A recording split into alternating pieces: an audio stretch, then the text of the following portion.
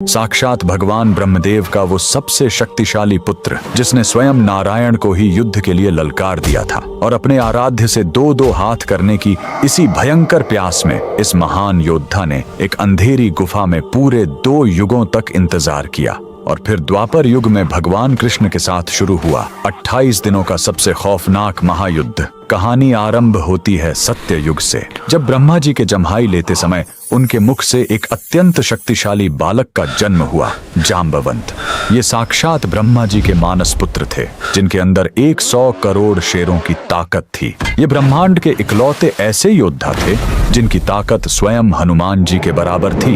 इनकी असीम शक्ति का अंदाजा इसी बात से लगाया जा सकता है कि जब वामन अवतार में भगवान ने अपने 3 कदमों में पूरा ब्रह्मांड नाप दिया था, तब जाम्बवंत जी ने अपनी जवानी के जोश में उस विशाल काय वामन भगवान की 21 बार परिक्रमा कर ली थी। फिर आया त्रेता युग। जाम्बवंत जी ने भगवान राम की सेना का साथ दिया। पूरे रामायण काल में साक्षात नारायण के अलावा कोई ऐसा पात्र नहीं था जो जाम्बवंत जी से युद्ध लड़ सके। ये वही थे जिन्होंने हनुमान जी का मार्गदर्शन किया और उन्हें उनकी भूली हुई शक्तियों की याद दिलाई। लंका विजय के बाद जाम्बवंत जी ने अपने आराध्य श्री राम को ही युद्ध के लिए चुनौती दे दी। भगवान राम मर्यादा पुरुषोत्तम थे, इसलिए उन्होंने मुस्कुराकर कहा, इस युग में नहीं ऋक्षराज, जब मैं द्वापर युग में कृष्ण बनकर आऊंगा तब तुम्हारी ये युद्ध की इच्छा जरूर पूरी करूंगा।